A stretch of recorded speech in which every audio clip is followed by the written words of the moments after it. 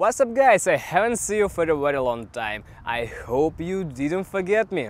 Don't forget to like and subscribe if you haven't do it, and so I can catch up and overtake the tops of American tech blogging. And today I have in my hands the device that I wanted for a very long time, since 2017, when my rich classmate brought it to school, the Macbook. Not a simple, but on the first chip of its own production from Apple. And this transition to another architecture is the revolution in the world of processors. And so I took it almost half a year ago, and now I can make a full review of this device.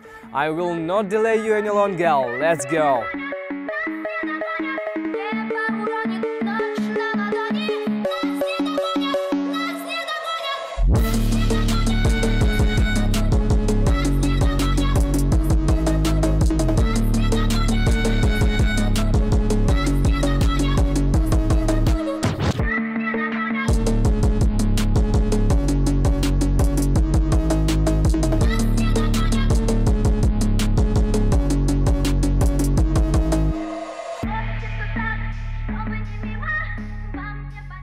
Let's start with the most important and new thing in this laptop – its processor. For Apple, this is not the first time they have upgraded their processors. The first was the transition from the proprietary Mac architecture based on the Motorola to the new PowerPC platform in 1994, and the second was the transition from the PowerPC to Intel x86, which was officially announced in June 25. And Apple first used the ARM architecture in 1993 with the Newton PDA and has since used it extensively in the other product lines, including the iPhone, iPad, iPod and Apple Watch. Apple has also been developing its own ARM chips since 2009. And honestly, I've been waiting for a very long time for Apple to put chips from a smartphone in their computer, as it seems to me it's a logical decision. But as we can see, only in 2020 the Cupertino people own their skills in production their own chips to the ideal, and we're finally able to use them in the computers to complete tasks. Let's move on its performance. The first thing I was very surprised when I switched from my 9-year-old computer to Windows was the speed of awakening, since I don't have an SSD drive in my computer and waking up from sleep takes a significant amount of time, probably 15 seconds, plus I need to enter a password, because I don't have a Windows Hello or fingerprint scanner. It's not even worth talking about a cold start, more than 2 minutes against 20 seconds, and even more so for the first time and use the possibility of not turning off the computer. Probably all owners of MacBooks do this. Just when I finish doing something, I close the MacBook, or if I just go somewhere for a while, I press the power button combined with the fingerprint scanner and put the laptop into sleep mode, just so that the screen doesn't consume energy. Speaking of unlocking, how convenient it is, when you don't need to enter password every time. I just put my finger on it and that's it. I immediately continue to working. And there is something to work with. That's all for what I took this computer. It's logical for editing, because even with very simple projects my old computer couldn't longer cope. I'm editing the Premiere Pro, so far, and I can use a proxy. You probably understand why. And the first time I uploaded files here, I was simply surprised at the speed of their processing, this blue bar from the bottom. Next I decided to test the power, and for the first time I shoot a video on 3 cameras at once in 4K. I threw the 3 video tracks on the timeline, threw in a little color correction from the Premiere, and that's great. He didn't lag at all. Not a single hint of freezes. Everything happened so quickly and so smoothly that I still cannot stop admiring speed of work. I also thought that when I got a MacBook I would create videos in Apple Final Cut program, but I couldn't figure out the logic of this program. Where else I have noticed an increase in speed? Everywhere. Just everywhere. Of course, this is surfing the internet and the Chrome browser itself. All links open very quickly, any request is processed just instantly, and transfer of files takes no more than 2 or 5 seconds. Well, a fairy tale. Next, I would like to talk about its display. It has a 13.3-inch Retina display with the resolution of 2560 to 1600 pixels on a density of 227 ppi. The glass here is glossy, and it's much nicer than the already boring matte. The gloss here is also somehow not simple. The light is reflecting poorly and doesn't interfere with the perception of the picture. Such a high resolution and a small diagonal in total give a very clear picture. No matter how I look, I can't see individual pixels, and that's just fine. Since February 2020 I have had a new monitor from Samsung with 4K resolution and a diagonal of 28 inches, and now I can see individual pixels on it if I try, of course. Probably it's just because of the diagonal. Further, in terms of brightness, there are also no complaints here. The maximum is 400 nits, and these are not the same values as on the iPhone. On a MacBook it feels like when I sit in direct sunlight, the content is visible much better than on iPhone.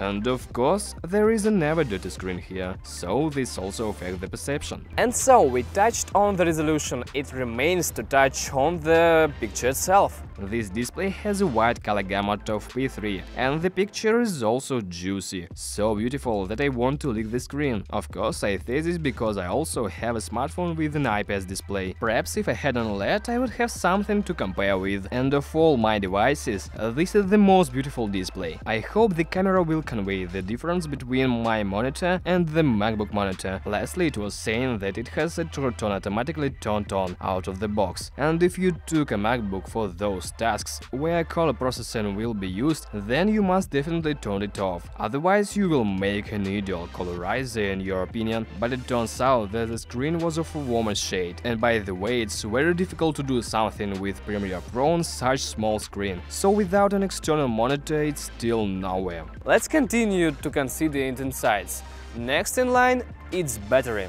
The MacBook has a built-in battery with the capacity of 50 Wh. The kit comes with a 30-watt charger. The computer charges pretty quickly, about an hour is all, and in conjunction with a very energy-efficient processor and a small screen it gives, well, just crazy running time. If I don't edit but just surf the internet, for example, I watch YouTube or write a script, it stably lasts from 4 days to a week. I never thought laptops could last this long. It always seemed to me that the battery in a laptop can give a maximum of 5 hours of screen, and then if it is not loaded. Here, during installation with the external 4K monitor connected, it discharges quite quickly. For example, if I start working at 12 noon and finish at 19 in the evening, while initially it was 100%, by the end of work it remains stable at about 20. I tell you honestly, this is very cool values. Also, there is no active cooling system inside this MacBook, and this again can be attributed to the pluses, cause during my tasks it never heats up, it doesn't even get warm, and the only moment when the cooling system would be needed is video rendering. At this moment the case becomes very hot, but in winter I just put it on the floor next to the open balcony door so that it cooled down. Now it's hot summer and there is no opportunity to put it to the cold balcony, but I think I don't care. Seriously, the rendering takes only 10 or 15 minutes, this is with the wearable pass, and I do this only once a week. If I have time, I think it's not worth taking a Mac with funds for this. After all, having received active cooling, you will lose a thin case, you need to change the thermal paste and clean the coolers themselves. There is nothing to pass here. Also, I don't worry when I put it on a dusty surface. There are no fans, there is nothing to clog with dirt. What is responsible for the system to work and download photos and videos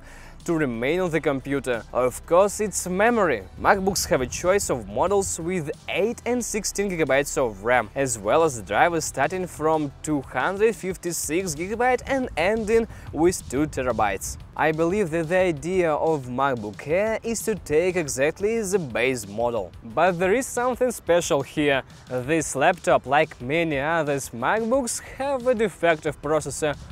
What about I'm talking? How Apple can put a defective processor here? You may know that in the base model in the system on a chip M1, out of 8 cores, 1 core is blocked. Of course, Apple just put a processor here in which this 1 core simply didn't start. Well, don't throw them away. So if you pay extra for an additional permanent memory of 512 GB or more, then this core will be unlocked for you. This locked core doesn't make a performance worse, as I thought, but now you know. Is the minimum amount of memory enough for me? RAM with a head. Nothing has ever been unloaded from memory under under any load. This is due to the fact that the computer's permanent memory can be used as RAM, a bit like 2 or 4 GB, but not bad either. Unfortunately, this is a double-edged sword. Due to the frequent use of SSD as a RAM, its degradation is noticeably accelerated, and perhaps the SSD will fail much faster on a MacBook with a small amount of RAM than on a MacBook with 16. Only the battery can be replaced on this computer, but I'm sure that the degradation will be generally insignificant, but it will still be nimble for at least 6 years. Good sound is important for me, and here's on the MacBook, pretty good. I say this because these speakers here are still not ideal, due to the small size and this thickness. In the 16-inch MacBook Pro, the speaker system is just awesome. Unfortunately, I don't have it on hand. The new MacBook Air M2 will have speakers under the screen cover, and I'll be very interested to hear it when it hits in our stores. The speakers themselves are located on the sides of the keyboard, and it looks beautiful, familiar to Apple computers. The cutouts for the speakers are very tiny, and so far for 4 months nothing has got there. They are also at a considerable distance from each other, which gives a good stereo effect. You understand that talking about sound is a very subjective thing, but that's exactly what you came here to hear my opinion. In general, I like sound here. The bass is good, and most often I listen to music directly from it, and I'm satisfied with everything. I understand that in return for a good sound I would lose its compactness. So for its size, this computer has no equal in terms of sound. The sound in a regular MacBook Pro and the Air is no different. Listen for yourself.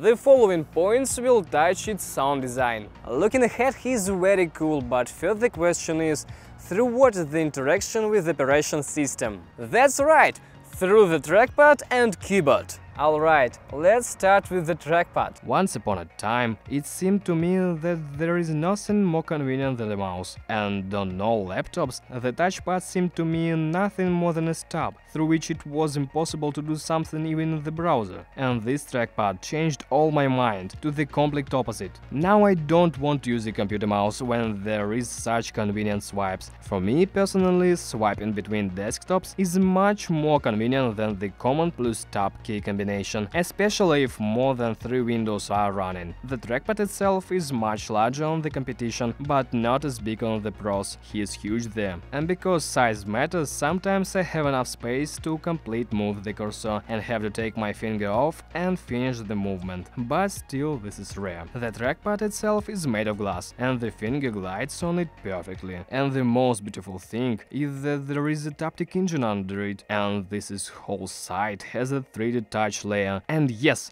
the MacBook can vibrate. How surprised I was when I went into Premiere Pro, and when scrolling through the timeline, the MacBook began to vibrate. And now I want the vibration to be added to the system level just like in the iPhone. For example, with notification, cause most often my hands are on the computer itself, and I would feel that I received a notification. The only place where I still notice such a feature is when deleting a note. And these clicks that you hear are a vibration motor.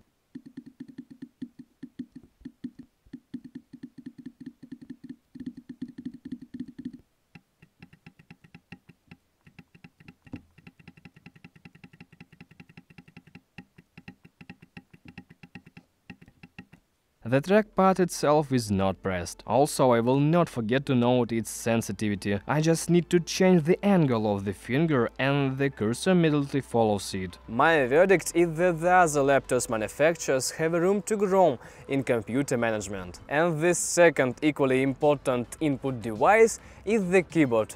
And I will praise Apple again. And there is a reason for that. Before that, for a long time I used the most ordinary office keyboard from Logitech, and what a pain it is to print something on it. I tried to learn touch typing with 10 fingers, and it didn't work out of me. I still always missed, and after a while my hands hurt. But I will not compare a cheap keyboard with a Magic Keyboard. Yes, you can separately buy the same keyboard and this computer for only $99. Let me then choose something from the same price range. For example, SteelSeries Apex Pro. Now it's cost more than Apple keyboard, but half a year ago it cost keys to key. We all understand that these keyboards are coordinated for different tasks. In your laptop for typing and still serious for gaming, but for games the office keyboard was enough for me. So I look at the keyboard only as a typewriter, and surprisingly a large mechanical keyboard loses this parameter. When I work long hours I have nowhere to put my wrists, so my hands are always tense. Plus this case travel, it's not as small on the Magic Keyboard, so you need to tighten your fingers again. In general, I like it when the keys are wide, low and pleasantly quiet click. On the gaming keyboard, by the way, everything is fine with clicks.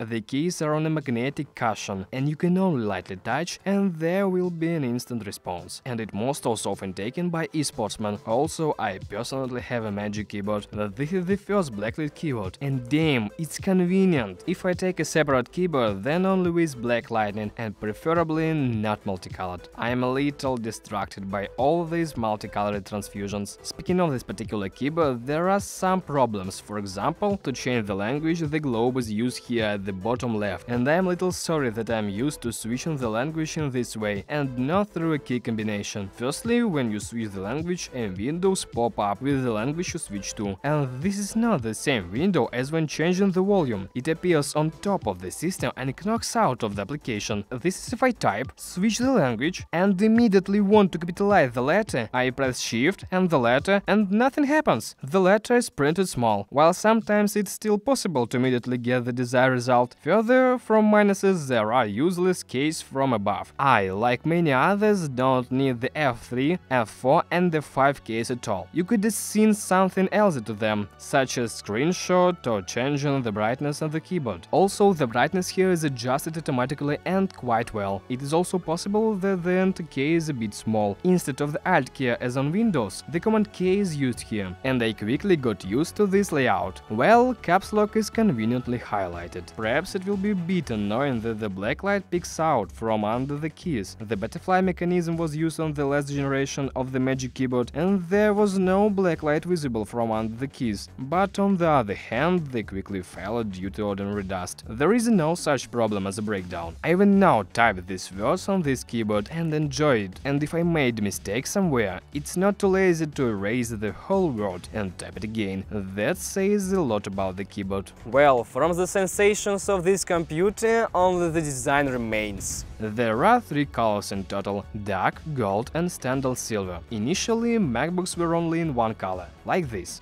And I chose this color on purpose because this is my first computer from Apple and I wanted to feel this design. Also, before buying, I watched reviews of MacBooks and someone said that paint would peel off on black. But now I have a MacBook Pro with this color in my hands and I don't see peeling paint. But upon impact or a deep scratch, all damage will be more noticeable on a dark color. The entire body is made of aluminum. This gives a very pleasant feeling. It's like touching an expensive car. Due to the aluminum and rigidity of the case, the keyboard doesn't flex here, not a single hint of it. The case is always cold, and constantly holding the palms on the same place doesn't cause discomfort. The laptop is very thin, and the tapered edges help with that. When viewed from the side, it seems that the thin body is hovering above the table, not exceeding the thickness of 2 Type-C. Also, these constrictions help to lift the laptop off the table. Just put my finger under it and lift it up, behind the beautiful shiny apple, which only emphasizes the design. By the way, it used to glow, but due to the thickness of the screen, now the black light doesn't fit there. And the thickness here is impressive, only 4 mm. Below the display is a small inscription MacBook Air, which doesn't distract in any way. The computer stands on legs that feels made of plastic with the rubber coating, and on some surface, when you open the lid, the computer may sleep. And since I carry a computer to university, I certainly put it on my desk, and she always always in some kind of garbage, some kinds of crumbs. I always hear some kind of crunches under the laptop, and it's annoying. There are no scratches yet, but for some reason it seems to me that because of such small clearance, they can easily appear. And I'm also very annoyed by the small distance between the display and the case itself. I always check before closing the lid that there is no speck on the case, because a small crumb can permanently damage the MacBook display, and there are many such cases on the internet. Replaces is very expensive, so check your keyboard and case on the sides before closing. MacBook test how unsurprisingly the MacBook passes. But I didn't know that there are magnets here, and due to the low weight, when the lid is opened, the laptop sometimes comes off the surface. Speaking of weight, it weighed 1.3 kilograms. This is not much at all. I usually move it around the apartment in an open state, holding it with one hand, and I don't feel any discomfort. Don't forget that I take it with me to study, and in my Bobby compact backpack it only fits. If it were 16 inches, he wouldn't fit. By way, this is certain felt, but not critical, so the question doesn't arise before me to take it with me or not to take it. If I need it, I'll take it. And finally, the most difficult thing to review, as it seems to me, it's operation system. This is not a feature of this particular MacBook. The operation system on all Apple computers is the same, so this just my emotions and impressions. The first thing that greeted me when I opened the MacBook was the first setting, just like on iPhone. iCloud immediately connected and transferred passwords and some photos here. And before I was afraid of its system, I didn't understand its logic. Why is the close and cross of the program on the left and not on the right like on Windows? Why are all the functions of the program at the top left? How to close the program at all? Why by clicking on the cross the program is still open? I thought I couldn't download it here all the programs that I used on Windows, even those paid ones that I received for free. You yourself understand how. Why when you open the application in full screen mode, it turns into a separate workspace. But now, after this half a year, I'm quite used to this system. And now I look in the direction of Windows with a little nostalgia. I understand that I will not return to this OS. Let's not forget about the Apple device ecosystem. And the first thing I really use is AirDrop. It is very convenient when you mount a video to quickly transfer the missing files. Previously, in order to upload some material, I had to connect the iPhone to the computer via a wire, go into the files on the iPhone and drop it into a VLC folder. And for this I still need a separate program, and now, according to Slow Lightning, the file I needed appeared on my computer. Also, thanks to such tight integration, it becomes possible to copy text on an iPhone and paste it on computer. Only recently the function didn't work at all. Probably it was necessary to restart the computer, and that's what pissed me off about this feature, is that the large texts are converted into a photo. Why do I need a photo when I copy the text? Next, in terms of continuity functions, come handoff. In some tasks this thing is useful, but in some it's just a pain. It's useful, for example, that I watch the video in a browser on an iPhone on some site, and at any time I can switch to a MacBook and continue watching from the same moment. But what's annoying is the calls. For some reason, when making calls, any content being played becomes impossible to pause, and it just throws me to the desktop. You have to flip through the spaces to find where you watch the video or listen to music in order to simply to pause. Why can't it be done so that it doesn't throw it on the desktop, or at least the content is automatically paused? Synchronization of devices also affects the notes, which is so convenient. I write all the scripts in standard notes and have finished writing literally in a couple of seconds the text appears on the iPhone. The same reminders that on the iPhone that on the computer. By the way, I advise you to try the standard reminders application if you don't use it yet. The native Safari browser is also synchronized. In general, everything for easy access to the system. And remember, I talked about the complex installation of applications. It seemed to me that macOS, like iOS,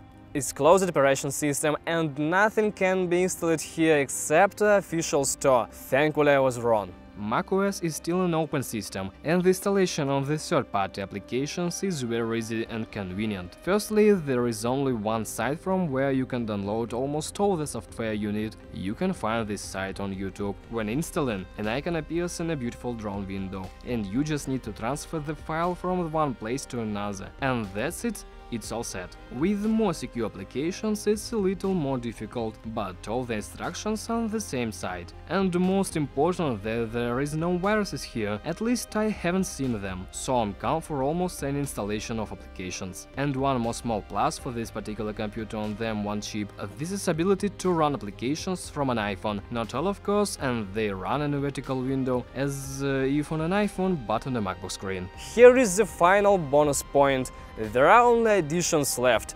For example, this MacBook, unsurprisingly, has a camera. And unfortunately it's already old, only 720, and without the central stage function. That is, it's not wide-angle and will not follow the face. I see that she has a rather large crop. That is, the image is close. And now, while the coronavirus still exists, there are only online meters where this camera will come in handy, but the interlocutor most often sees only a bunch of pixels which broadcast something. So in general, the camera is not particularly important, but what is important for online meters is the microphone. In a simple way, I found that it is located on the bottom of the left speaker, and in order to be heard well, you must first go to the settings and increase its sensitivity.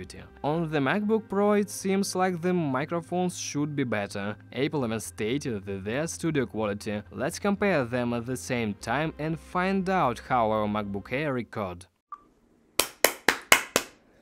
Итак, это тест записи звука на MacBook Air и MacBook Pro. Я сейчас говорю самые обычные вещи в самые обычные компьютеры. Качество можете оценить сами. Итак, это тест записи звука на MacBook Air и MacBook Pro.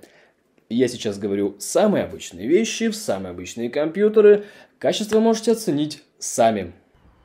There are only two Type-C ports on a MacBook, and this is somehow a problem. Okay, now the computers live on a battery for a very long time and you don't need to charge it often.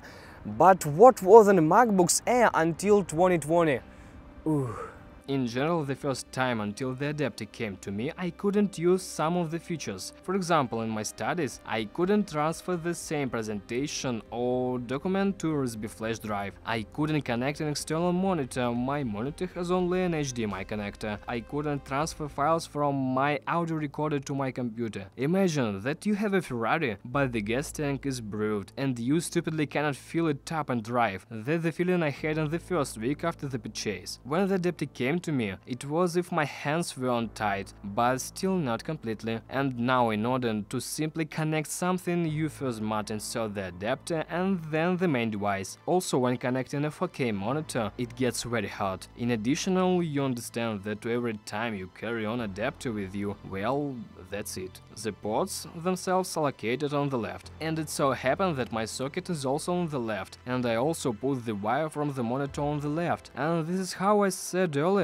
Here, during installation with the external 4K monitor connected, it discharges quite quickly. For example, if I start working at 12 noon and finish at 19 in the evening, while initially it was 100%, by the end of work it remains stable at about 20. At 20% I put it on charge, so that if the video render doesn't break. And it turns out I occupy all the connectors that are in this computer. It's not critical for me, but if I had a sound card, it would probably need a separate Type-C connector, but on the MacBook M2 a separate port is used for charging, so when you connect the adapter, one more connector will be free. By the way, I can't evaluate the speed of these connectors, I simply have nothing to connect. When connected through an adapter, the speed is reduced, but even so it's quite high. There is a mini jack on the right side of the MacBook, and again, it is located quite conveniently, and it's good that it exists at all. Summing up the connectors, I want to know that now I have enough of them, and it is possible that later it will strain me, but for such professionals with a bunch of peripherals, there are new expensive MacBook Pro, where no one deprived of connectors. Well, my dear friends, it's time to sum up. If I forgot to mention something, then be sure to write about this in comments. Or if you have your own experience using this computer, I will be glad to read it. Let's immediately answer the main question of this video. Do I need to buy a MacBook M2? An easy question, of course you need. cause it's a brand new and a fresh chip. It should be better than its predecessor in all aspects. Okay, let's complicate the issue. Is it worth to take a new MacBook when you have this device? And here is where you should think about it. The price difference between these two models, $200, and the difference in power and design. Let's go in order. You have an extra $200. If you have, you buy a new MacBook M2. If you haven't, you take M1. Do you really need a new design? Yes, it's a new MacBook. No, it's old MacBook. Do you need an additional free slot? Well, in short, you understand, I can't give a definite answer to whether you should take a new MacBook when you have this one. But a more understandable question, is it worth to upgrading from this MacBook to a new one? Of course you shouldn't, it's not like iPhone. You will not get a direct new experience from using the M2 model compared to M1. They will have the same operating system with the same features. The increase in power is about 25%, but everything is going great on the M1. Let me just say, if I regret getting this computer when I knew that a new model was coming soon. I no regret, no one bit. I'm glad that I've been using this computer for so long time. It has already printed several meters of text. I spent so much time on it, and never once did I feel like I was missing something. I can safely recommend it for purchase.